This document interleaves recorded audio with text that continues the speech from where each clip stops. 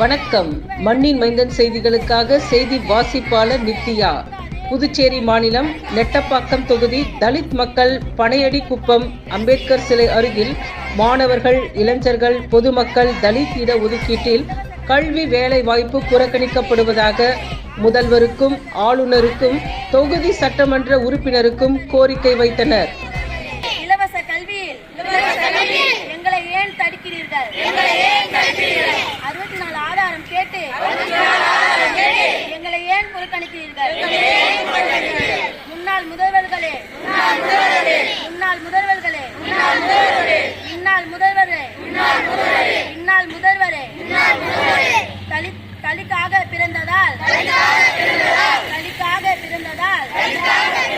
கல்வி கற்க கூடாதா? நாங்கள் மீண்டும் ஆடு மாடு மேய்க்கணுமா? தலிக்கு இயக்க தலைவர்களே, தலித்த இன அமைச்சர்களே, தலித்த இன எம்எல்ஏக்களே,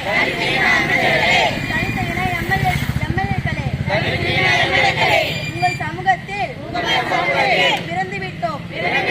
எங்களை ஏன் ஒதுக்கிறீர்கள்? நாங்களும் உங்கள் பிள்ளைகள் இல்லையா? நாங்களும் உங்கள் உறவுகள் இல்லையா? நாங்கள் என்ன பாவம் செய்தோம்? நாங்கள் என்ன தவறு செய்தோம்? எஸ்சி இடஒதுக்கீட்டை ஏன் தடுக்கிறீர்கள்? தலித் இயக்க தலைவர்களே,